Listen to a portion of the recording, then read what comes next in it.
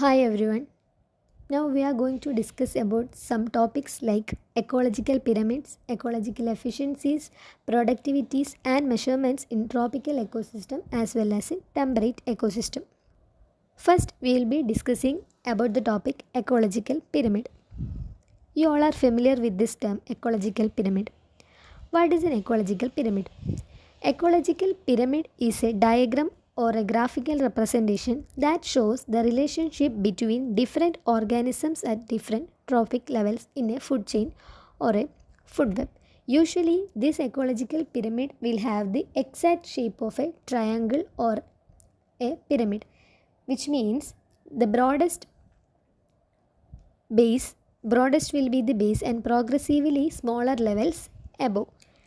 Ecological pyramid is also known as trophic pyramid or energy pyramid or Eltonian pyramid. So, we have discussed that ecological pyramids are the graphical representation of different organisms at different trophic levels. So, what is trophic levels? Trophic levels are the distinct stages in a food chain defined by how organisms obtain their energy. There are mainly four trophic levels. First trophic level are it includes producers that they are the autotrophs such as plants. In second trophic level it includes the primary consumers that is the herbivores that feed on the producers. In third trophic level it includes the secondary consumers that are the carnivores or omnivores. In fourth trophic level it includes the tertiary consumers that is the predator. So if you are taking a food chain of grasshopper, frog, snake, and eagle, the what is the prime producer of this food chain? Grass, right? So while we drawing a ecological pyramid, the grass will come the base of the pyramid. Next will be the grasshopper, then frog, then snake and eagle. In this picture, you can see the general representation of a ecological pyramid. So we already discussed that ecological pyramids are shaped like the exact pyramid or triangle with the broadest base and progressively smaller levels above. Lowest is covered by the lowest tropical level, that is the producers, and the next is the primary consumers and so on. So and when constructing ecological pyramid, it's important to include all organisms in each trophic level. Including only a few members or species can lead to significant error. Next, we are going to see about what are the different types of ecological pyramid. There are mainly three types of ecological pyramid, that is the pyramid of number, pyramid of biomass and pyramid of energy. First, we are going to discuss about what is a pyramid of number. Pyramid of number represents the number of individual organisms at each trophic level. Usually, the pyramid of number will be upright. That is, the number of producers are more in number when compared to the other primary consumers and secondary consumers. So, in this diagram, you can see that the diagram of pyramid is upright. That is, the number of producers is more and then primary consumers, then secondary, and then tertiary. But in some ecosystems like detritus food chain, this pyramid of number will be in inverted shape. That is, the number of producers will be less than the number of primary consumers. That is, in an detritus food chain, the organism which are feed upon the dead plant will be more in number when compared to the number of plant. That's why the pyramid of number in detritus food chain is inverted in shape. And the next is the pyramid of biomass.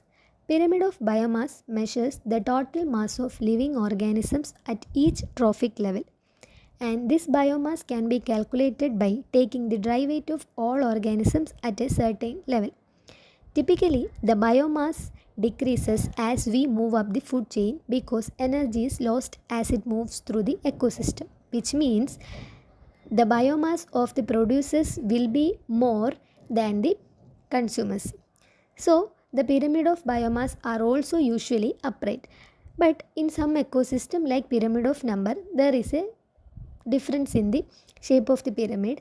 That is, For example, if you are taking a terrestrial ecosystem, in that terrestrial ecosystem, the pyramid is usually upright, which means that biomass of the primary producers is more than the consumers. But if we are taking an aquatic ecosystem, the pyramid can be inverted.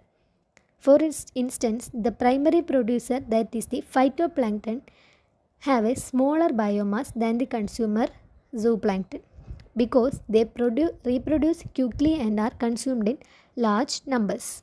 Here you can see the pyramid of biomass in oceans. It, it is in a inverted shape, that is the biomass is more for zooplankton than the phytoplanktons. Next, coming to the pyramid of energy. This is the most accurate and informative of out of these three types of energy ecological pyramid. Pyramid of energy is the only one type of ecological pyramid which is always upright, as the energy flow in a food chain is always unidirectional. And why the pyramid of energy is always upright? This is explained by a scientist named Linman in 1942, and he named this rule as 10% rule. What is this 10% rule? According to the 10% rule, the scientist states that only 10% of the energy at one trophic level is passed on to the next level, while the rest of the energy is lost as in the form of heat or used for metabolism. That's why the pyramid of energy is always in upright shape. So when passing energy from the first trophic level to the second, 10% of energy is only passing from first to second. The remaining is lost as in the form of heat or used as for metabolism. Here you can see the pyramid of energy. Here you can see that it is in an upright shape. There are many importance for this ecological pyramid, as well as there is some limitations for this ecological pyramids. First we will discuss about what are all the importance of ecological pyramid. Ecological pyramids are essential for understanding the health and efficiency of an ecosystem, and they help scientists to study how energy moves through the ecosystem and how organisms at different trophic levels are interconnected.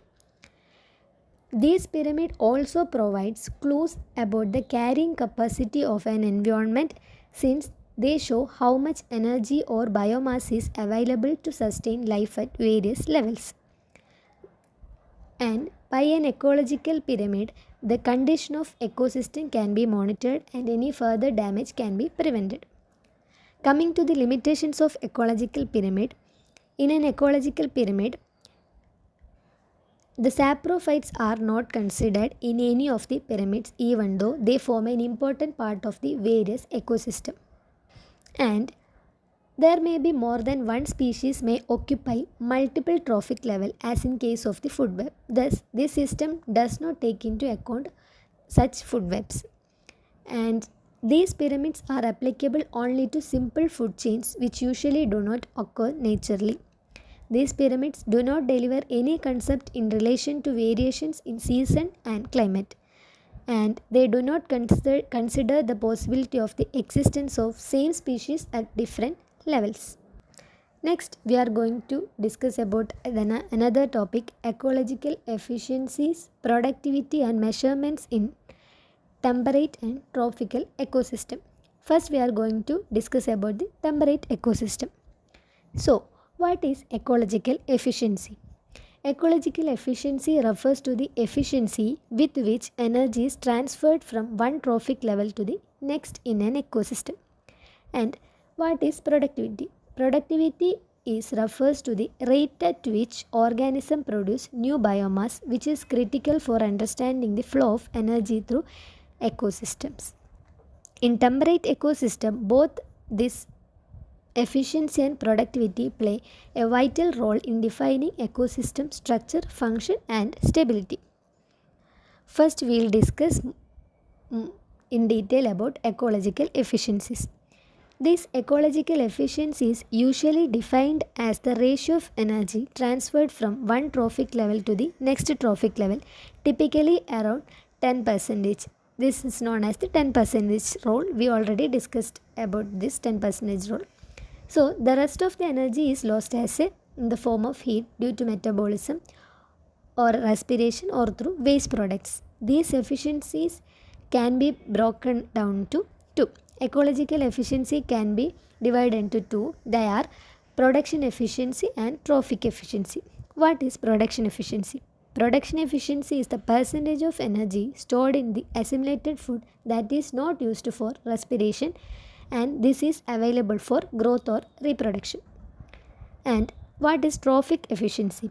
Trophic efficiency is the percentage of energy transferred between trophic levels, that is from producers to the primary consumers and primary consumers to the secondary consumers.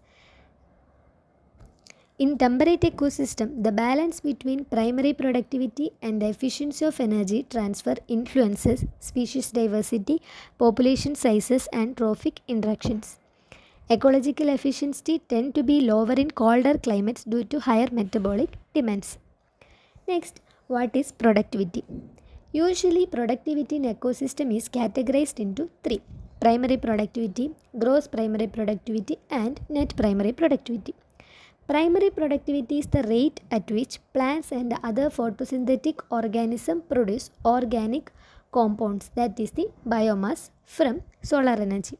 In temperate ecosystem, this is seasonal, peaking in summer and dropping in winter. Gross primary productivity or GPP is the total amount of energy captured through photosynthesis, and the net primary productivity is the energy remaining after respiration. So, net primary productivity can be calculated by reducing the gross primary productivity, reducing the respiration from gross primary productivity which is available to the consumers. Next, how we can measure this productivity and efficiency in a temperate ecosystem. Primary productivity can be measured by assessing the rate of photosynthesis or increasing the biomass over time.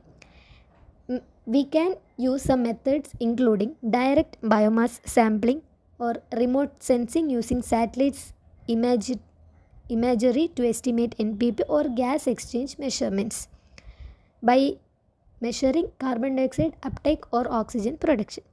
And energy flow and trophic efficiency often measured using food web models and energy budgets where scientists assess the amount of energy entering and leaving each trophic level. Stable isotope analysis can also help trace energy flows and measure efficiency between trophic levels. Next, coming to the ecological efficiencies and productivity and measurements in tropical ecosystem. Here also the ecological efficiency and productivity is same as the temperate ecosystem. Ecological efficiency refers to the percentage of energy transferred from one trophic level to the next trophic level in an ecosystem, and in tropical ecosystem the efficiencies can vary but are usually around 10%, known as the 10% rule, which means that about 90% of energy is lost at each step, mostly as heat or metabolic process. Ecological efficiency can be divided into two: primary production efficiency and trophic efficiency.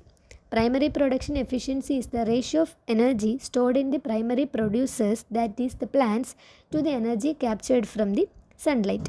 Tropical rainforests, for example, have higher gross primary productivity due to ample sunlight and rainfall. And what is trophic efficiency? Which it is the efficiency with which energy is transferred from primary producers to the primary consumers and from primary consumers to the secondary consumers. In tropical ecosystem, the diversity of species often leads to complex food webs influencing energy transfer efficiencies. Next, productivity in tropical ecosystem. Productivity refers to the rate at which biomass is generated in an ecosystem. Usually, it is expressed as energy or biomass per unit area per time. There are also three different types of productivity: gross primary productivity, net primary productivity, and secondary primary productivity. Gross primary productivity is the total amount of energy captured by plants through photosynthesis. Net primary productivity is the energy that remains after plants use some of the captured energy for respiration. In a tropical ecosystem like rainforest, it have the highest NPP among the terrestrial ecosystems, ranging from 900 to 3500 gram per meter square per year of dry biomass. Next, secondary productivity. Secondary productivity is the generation of biomass in herbivores and carnivores, which is lower than the primary productivity due to energy loss at each trophic level.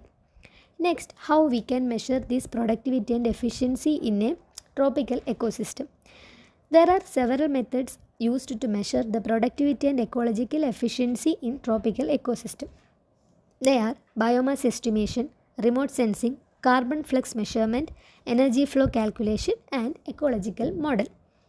So what is biomass estimation? Biomass estimation is the measuring the amount of living material, that is the plants and animals within an area.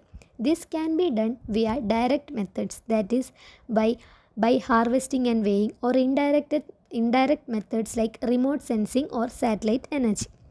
Next, what is remote sensing? Remote sensing is satellites and drones are used to estimate vegetation cover, productivity, and changes over time. Normalized difference vegetation index is a common metric to measure the density of green vegetation. Carbon flux measurement is ecosystem productivity can also be measured by tracking carbon dioxide uptake and release. Devices like eddy covariance towers measure gas exchanges between ecosystem and the atmosphere. And energy flow calculation is done by analyzing the diet, growth, and metabolism of organisms, and researchers can estimate how much energy is transferred between trophic levels. And how ecological modeling is done is it is a complex mathematical models can simulate energy flow and productivity by integrating data on species interactions, biomass, and environmental conditions. So now we discussed about ecological pyramids and ecological efficiency, productivity, and measurement in two different ecosystems, that is the terrestrial and tropical ecosystem. So in conclusion, we can say that understanding these efficiencies and measurement is crucial for managing tropical ecosystem, particularly in the face of deforestation, climate change, and habitat loss. Tropical ecosystem, especially rainforests, are among the most productive ecosystem on Earth due to their unique climatic conditions, biodiversity, and efficient nutrient cycling. However, ecological efficiency, the transfer of energy between trophic levels, remains low, with about 90% of energy lost at each step. Measuring productivity and ecological efficiency through methods like biomass estimation, carbon flux monitoring, and remote sensing provides valuable insights into ecosystem functioning. Maintaining the delicate balance of the ecosystem is essential as they play a critical role in global carbon cycling and biodiversity conservation. Effective management and protection are vital, especially in the face of increasing environmental pressure such as deforestation and climate change. Thank you.